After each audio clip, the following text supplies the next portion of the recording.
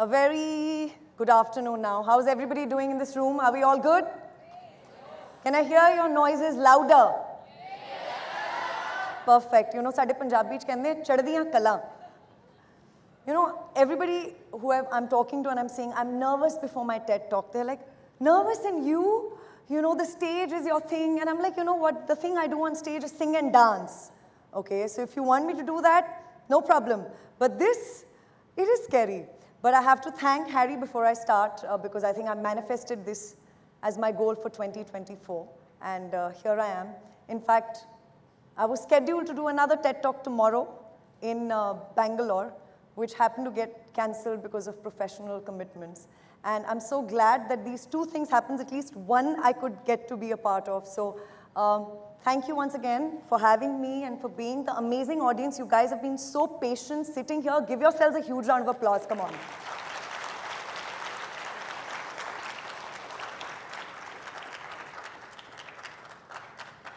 So, you know, my story that I have to tell is not something that's very complicated. It's just a simple story of a simple girl wanting to do big things in life. And if that can inspire you in any way, I'll be more than happy. Even if one person goes away from this room taking little inspiration, I think my job will be done. But I think today I speak not just on behalf of myself, but this is something that's going to resonate with a lot of women, a lot of people at many layers.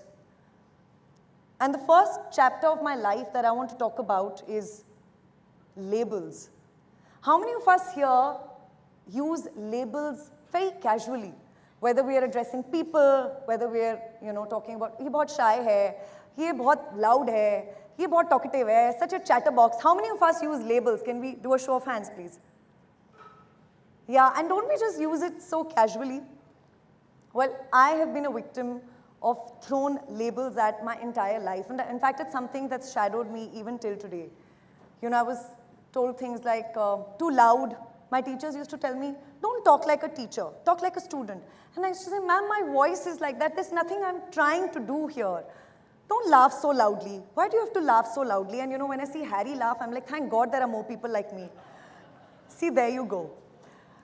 I was told, kitna bolti hai? And there was a time when my mother used to actually tell me, Khushboo, we'll pay you if you keep quiet. Cut to, I get paid to talk today. How amazing is that?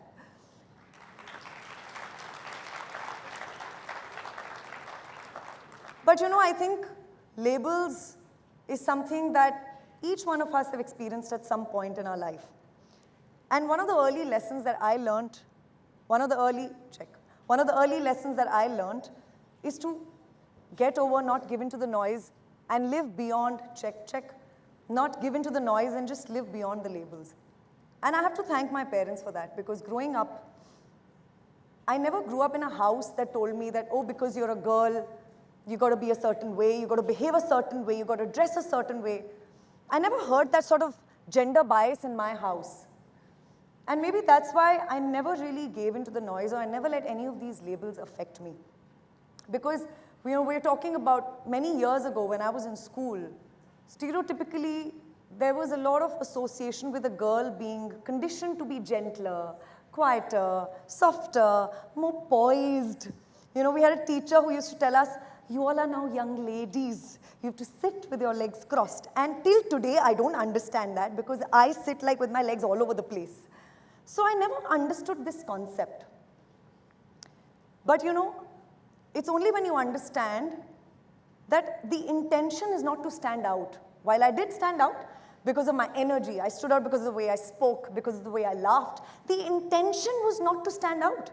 I was just being who I am. I was just embracing my qualities which came innately to me, not trying to project or not trying to be a certain person. I remember singing in the corridors unapologetically in my school, loud, and you know, my friends used to be like, can somebody just stop her? Cut to, that actually became a profession for me. Little did I know back then when I was in school that I'm going to become a singer professionally. I'm going to do this on the stage as a career option. So the fact that I stood for myself and did not let any of that change me translated not only in my professional decisions as a grown-up, but also in my personal life as I attracted choosing a partner who loves me for who I am. All those things that were considered a deterrent in my personality ended up becoming my strengths.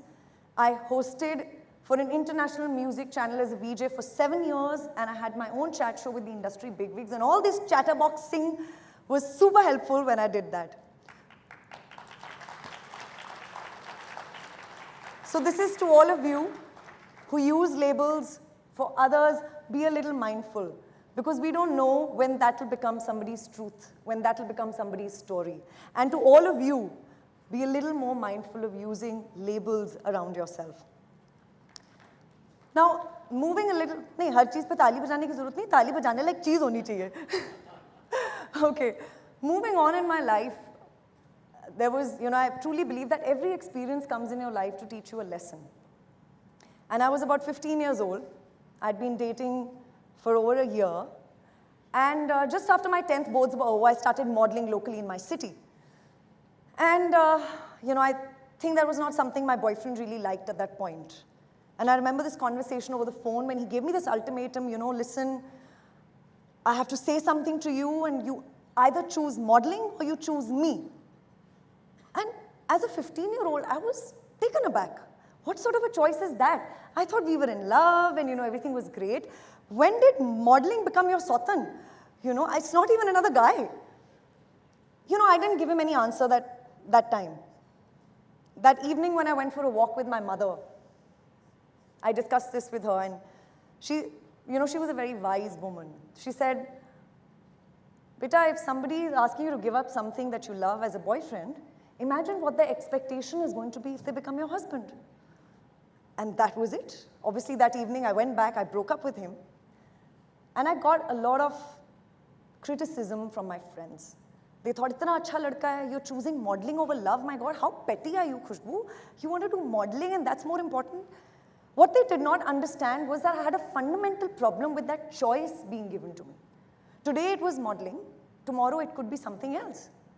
And while this could be a fleeting incident in any teenager's life, for me, it really was a milestone in charting the roadmap to decide how I want my life partner to be. It made me understand that my autonomy, my authenticity is way more important to me and is very high up in my priority list, maybe even more than blind love. Because if I'm not happy, I cannot love you, right? This chapter of my life was called Bad Dates, Good Lessons. Now, being highly influenced by all the Suraj Barjatia and Karan Johar Bollywood films, love was never far away from me. Soon after, I fell in love one more time. But this time, it was here to stay, because I had finally found someone who was not threatened, not intimidated by my personality, who was ready to be somebody who watches me shine. And I loved that. I loved that somebody could just allow me to be my own individual and not somebody else's shadow. So we decided to make it official. Now, hailing from a small town back in the day, when marriage was supposed to be the end goal of any woman's life, when I actually went and announced that, I'm finally getting engaged or married, or at that time it was called a roka. I was 19, I was in college, and it was not taken very well. Now I'll tell you why. Because by then I was already doing a lot of local work in the city, I was doing fashion shows, anchoring, projects, and I was kind of in the limelight. So everybody, including the students in the college and my teachers, they actually came up to me with remorse. "Oh my God, you're getting married? We thought you were going to do big things in life, and what about your career now? We actually thought, Khushboo, you're going to go to Bombay and you're going to do big things. But marriage, what happened to you?" They actually made me feel like marriage was a death sentence to all my dreams. This chapter of my life was called Marriage is the End of Everything. I could not really understand where this belief system is coming from, because in my house, I had seen my mother slaying her career. She was a gynecologist, and very good one at that, while she was married. And I didn't understand why it had to be any other way if you yourself didn't want it to be. Fast forward to today, and I can say that my marriage was the most life-changing decision that I took for myself, because not only did I find a rock-solid foundation, a partner who supports my dreams, who pushes me each and every day to live my optimal self and loves me unconditionally. So, I want to tell all these girls out there who think that, oh my God, I have to do whatever I have to do before I get married. Or some people actually even think, I don't want to get married because I have big dreams, I have big aspirations. Marriage is not the problem. All you got to do is choose wisely. Just make sure you take your time. You take your time to align your value system. You understand the person, and you do not bend back for anyone. Because if somebody truly loves you, they will love you for when you're shining, and they will love you for when you're not. So find that person who will see that shining star in you. All right then. We got engaged. We moved to Delhi, and I started doing my MBA in marketing and HR. Definitely not something I had planned, but because it was very clear in my family that I have to be a postgraduate before I choose to do anything else in my life. So I had to do a post-graduation degree, and I urge everybody here in this room, because I have no regrets that I went on and did my postgraduate degree before I decided to do anything else. So I landed up with a cushy job in a coveted MNC, which not many people know. And I was all set to start working. But there was something inside me which was amiss. My creative soul, which was screaming for attention, did not align with the monotony of a corporate job. I'm sorry for all those who are in a corporate job, but it just wasn't something that fitted with me and my personality. I remember my mother-in-law telling me, I cannot imagine you sitting behind a desk and doing a job. You're meant for other things in life. And just like so many other girls in Indian households, I used to wear the dupatta and stand in front of the mirror and sing and dance on Bollywood songs. And I had this dream of going to Mumbai and being the next Miss India. And sitting in a small town, it was a very, very far-fetched dream. I never thought any of this was ever going to be possible. But just in a freak chance, I shared this dream with my husband. And I thought he's going to freak out, because he had built like a business in Delhi. He had been working there for 4 years. And I went and told him, I said, I want to go to Mumbai Nagri and, have these dreams, and I want to sing and dance. He didn't freak out. He turned around and said, okay. It was as simple as, let's go, let's do this. And I just kept looking at him, thinking that maybe it's a prank. But he was dead serious. I, for a second, wanted to chicken out after that. Maybe a job is better. But he said, no, you want to do this? If you want to do this, Bombay is a place. We don't sit here and faff around here in Delhi doing small projects, anchoring here and there. We go to Bombay, we do this for a year. If it works out, great. If not, we both have our degrees, we come back and work. That chapter of my life was called Choosing Passion Over Stability. This man who had built his business for over 4 years, he gave it all up at once, because he said, what I do, I can do anywhere. I just need an office. But what you do, you can only do in Bombay. So let's go. And that's the time I ditched stability for passion. And anywhere I feel in India, stability, security, stable ho jao bacche, settle ho jao beta, is something you'll hear so often. I think it's so overrated. There is a quote which I use very often. It says, trees come with roots because they stay in one place for their entire life. But humans come with legs so that they can move and explore the entire life.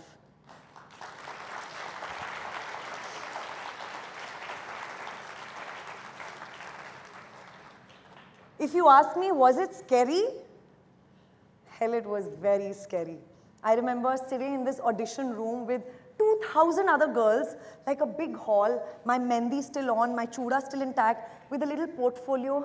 What am I supposed to do? All I had was my trousseau, Punjabi salwar kameez and dupattas. And I didn't know, how am I going to audition? Who am I supposed to meet? But sometimes just taking the first step is enough to getting the rolling going. So many times we lose the battle in our head that we don't even take the physical step. I urge you all today that from this story, I want you all to take one thing back home. Whatever your dream is, just take one step towards it every single day. Are you promising me that you're going to do that? Just one small step to fulfilling your dream and not worrying about what the results are going to be. All right? Okay, so then, Mumbai it was. We came 2 days after I got married. I mean, we told our parents that, listen, we want to go to Bombay. They freaked out. They're like, you just got engaged, now you want to go to Bombay, you got your degree, you know, you have your jobs. Okay, a typical, you know, what a parent would think. Tusi vyah karo te jao. You get married and then you do what you want to do. It's not our responsibility then, it's between the two of you. So we got married, we moved to Bombay. And once in Bombay, I did everything that came my way. I did not leave any opportunity. Less money, more money, this appeals to me, doesn't appeal to me. I said, you know what, I just want to start. I want to get the exposure. I want to understand where is it that I belong, because I had never done this. So I started off with an international music channel. I was a VJ with them for 7 years. From there, I got picked up. Somebody saw me on screen, and they gave me some roles in films. I did Hindi films, Punjabi films. I did fiction, non-fiction on television. And then one day, we were partying, you know, just friends. And it was a karaoke party. And I had the mic with me, and somebody was singing very off-sur, and I just could not take that. So I literally snatched the mic from that lady. And it was, the song was, Sheila, Sheila ki jawani, I'm too sexy for you, main tere haath na aani. How many of you know the song? So itne, don't worry, sir is not going to say anything. You all are not singing, I'm singing. You can enjoy the song while I'm singing. So somebody was singing totally off-sur. I snatched the mic from them and I started singing. Little did I know that there are music directors in that room who were watching me. And they looked at me and they said, come to our studio tomorrow morning. And that's how music came into my life. You know, there's a very popular saying in Bombay which says you got to be seen at the right place at the right time. And that's exactly what happened with me. Even as a VJ, I got picked up not because I went for an audition, because the gym that I used to go to, I was on the treadmill and I was walking, and there was somebody next to me and I was talking to that person and I was non-stop blabbering. It was a one-way conversation. So there was a VJ already present at the gym, and he said, you know, her mouth runs faster than her legs. I want her in my studio tomorrow.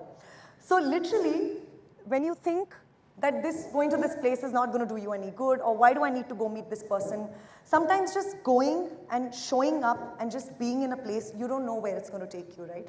So music came into my life, but being a performer came with its own stereotypes. As a female performer, I was told, wear gowns, choose female songs, you know, be poised. You open your mouth too much. You're too loud on stage. Again, I didn't let any of this bother me. I continued to be my over-the-top self that I am, especially with a mic in a hand and a stage below my feet. And guess what? The stage embraced me. It gave me a safe space to unleash my energy. It gave me and still continues to give me countless opportunities to transport people into a world away from their stress and worries thanks to my song and dance. And I feel I'm so blessed that I get to do that. The same boisterousness which was considered a deterrent earlier became my strength on the stage. Now came the big twist in the story.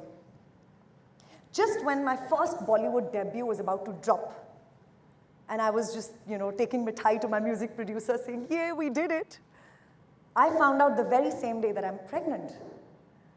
Now, while I'm embarking on this beautiful journey of embracing motherhood, my colleagues and, you know, even some friends and family greeted this news with a lot of mixed emotion. This chapter of my life was called Motherhood, the Hardest.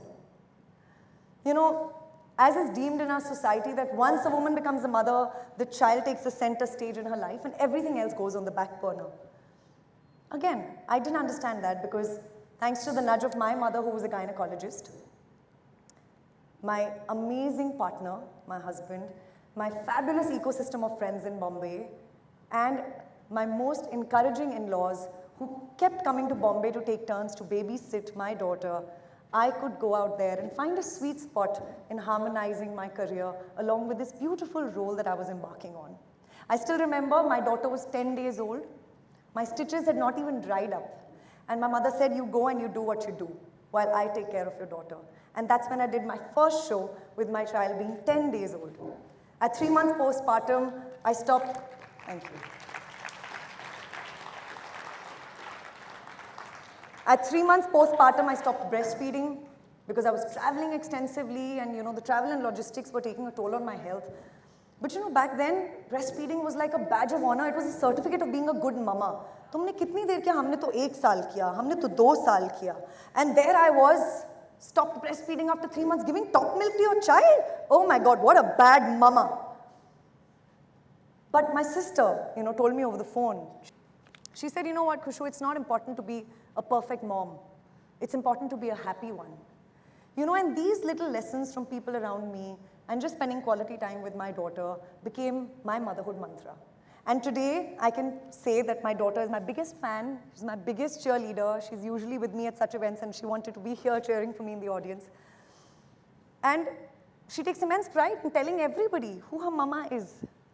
So I just, again, took this time to break this stereotype in people's minds that once a mother, always a mother, and that's it.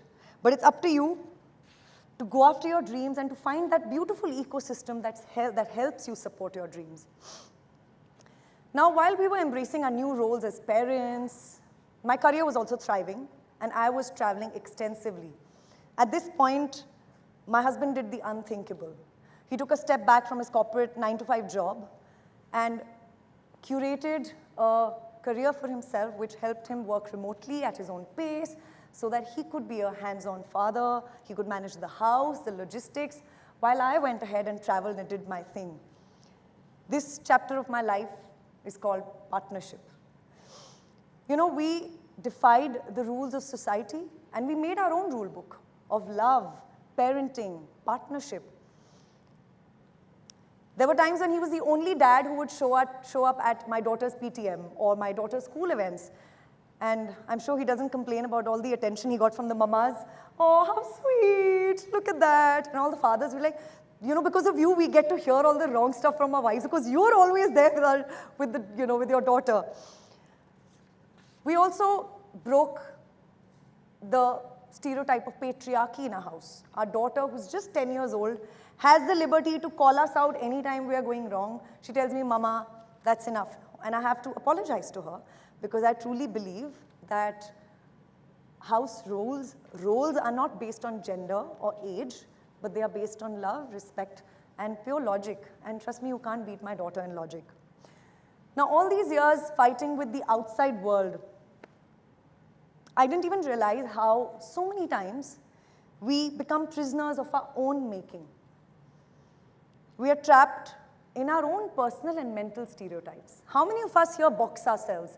I am this, I am that, I cannot do this, I'm not a morning person, I cannot eat this, how many of us do that? Can we do a show of hands here? Yeah, we do that, right?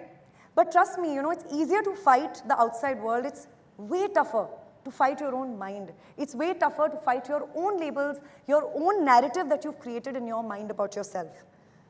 And I think for me, that was the hardest challenge, to reprogram myself to live my optimal life. From being a self-proclaimed night owl coming from the city of Bombay that never sleeps, I became a member of the 5 a.m. club. I started waking up early. From being a hardcore non-vegetarian, I was that person who used to actually make fun of vegetarian people, saying, why are you even alive? Why are you even living? You don't even know what you're missing out in life. That is how hardcore a non-vegetarian I was. I tasted vegetables for the first time when I was pregnant. I had never tasted vegetables before that. I decided to go cold turkey one fine day 4 years ago, and I gave up non-vegetarian only in my pursuit of a more conscious life.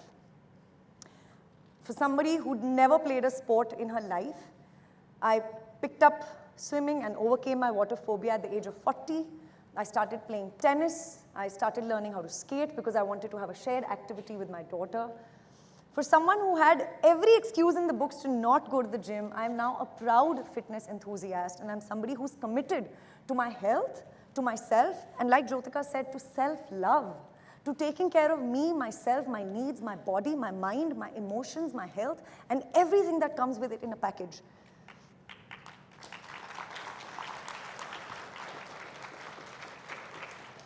I reassessed my priorities and shifted to a more conscious living. And one of the biggest decisions that we took very recently as a family was after being in Mumbai, after being in the glitz and glamour and a part of that Bollywood shining industry for 20 years, I gave that life up to come closer to my parents and give my daughter a slower, a more mindful, and a more purposeful life. And I am at this point of writing this new beautiful chapter in my life, which is led by the soul and driven by my conscious. And I hope that I have many more chapters remaining in my life that I write every single day, because I truly believe that we are not humans on a spiritual journey, but we are actually spirits on a human journey. So let's not get distracted by all the human materialistic desires around us and find our soul purpose, our real ikigai, and follow it. So this is to all those people who are here. Don't wait for the extraordinary to happen to you, but do the ordinary things every day in an extraordinary way, and you will see a magical life unfold in front of you. Thank you, DIS. Thank you, TEDx, for having me. Let's break free. And on that note, since I have the mic and the stage, there's no way I'm going to leave without a song. Do you guys want a song? For this, I don't need the notes, so this can go.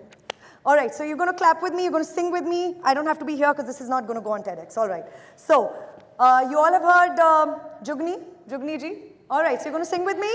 All right. Alif Allah ishqe di booty मन दी मिट्टी विच पाई तू इस मिट्टी दा ना मौसम कोई बिन मौसम यार खड़ाई तू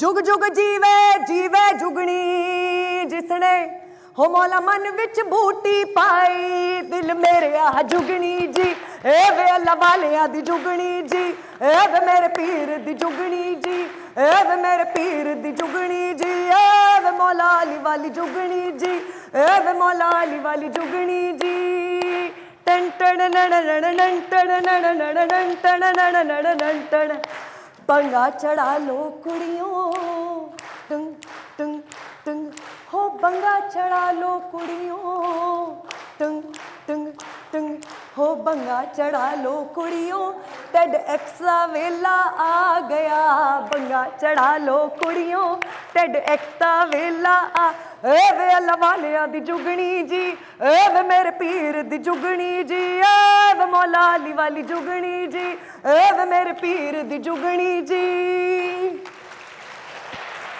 थैंक यू